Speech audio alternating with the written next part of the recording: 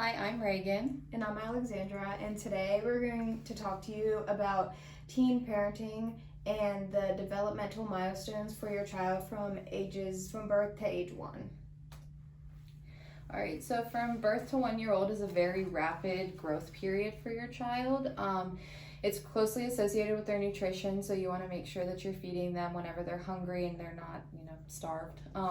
Their weight will double by 5 months, and by a year, their birth weight will be tripled. And cognitive development also increases, and so the stimulation of all senses is really important. And the best way to do that is through bath time, where they can taste the water, smell it, play with the water, and all that. It's great. So, for when your babies are first born, they are born with certain reflexes. The one shown is the Moreau reflex. So, when you drop your baby slightly, they will stutter and they will shake their hands like they're falling.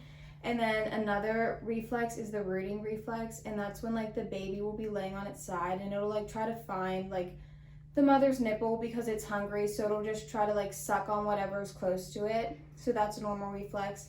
And then another reflex is the palmar reflex, where if you touch the baby's palm, their fingers, or you put your finger on their palm, they'll grasp it. And the same is with their toes. So if you put your finger at the edge of their toes, they will grasp your finger with their toes. All right, at 1 month old, your baby will turn from side to side when laying on their stomach, their head. And behaviors that occur from 1 month to 4 months old is an active effort to reproduce certain behaviors. So if they grab something, they're going to try to do that again.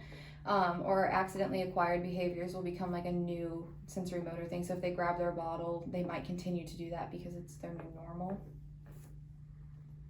At 2 months, this is the first time you see your baby smile.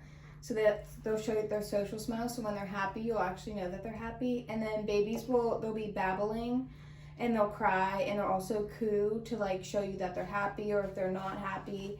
And then also another important thing is the fontanelle on the back of the baby's head will close, so you won't have to be as careful with the opening in the fontanelle.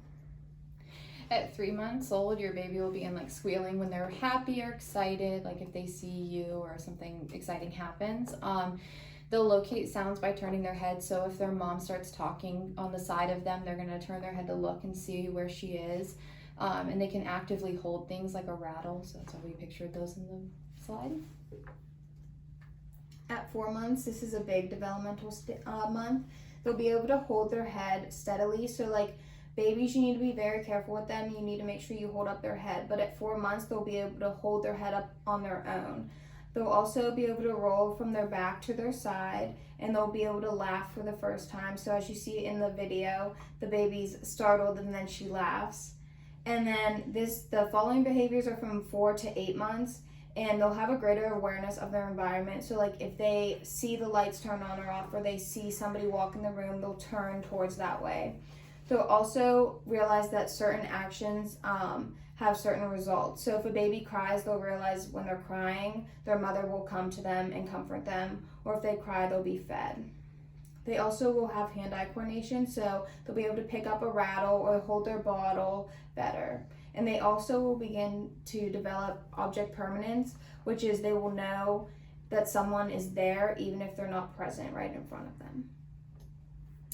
At 5 months, your baby will begin rolling from their back to their stomach and from their stomach back onto their back, as pictured with the panda on our slides. And they'll be able to grasp objects better, so they won't be dropping things as frequently. So if you give them the rattle or a bottle or something, they can hold it on their own a lot easier than they could in prior months. At 6 months, stranger anxiety appears. So if you leave your baby with this stranger, they'll get upset and they'll cry because they know it's not somebody that they've been around before. They also will babble and they'll be able to start imitating sounds. And then their first teeth will erupt. Usually the two in the front, on the top or the bottom, will come in first. At 7 months, your baby will sit leaning forward on both hands. So a lot of times you'll see them like this on the ground, and their faces will be facing the floor. They can transfer objects from hands to hands. So if they're holding a bottle or a rattle, again, they can move it from one hand to the other without dropping it. They like to fixate on small things, so they really like pacifiers, things like that they can hold that are tiny. And they're able to say vowel sounds like baba and dada. So don't be offended when they say dad first before they say mom, because it's actually just what comes first in their vocalization.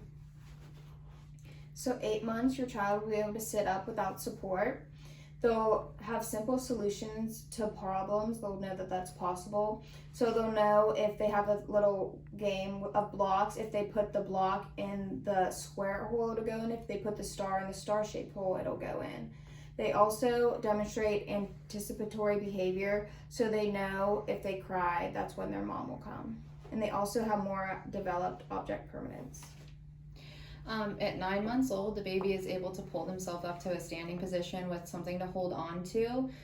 They can stand alone also as long as they're holding on to something, and they use their crude like pincer grasp, so they can use their thumb and their finger to pick something up like that. So at 10 months, they'll be able to say dada and mama with meaning, so they know when they say dada that their dad is coming, or mama that mom is coming.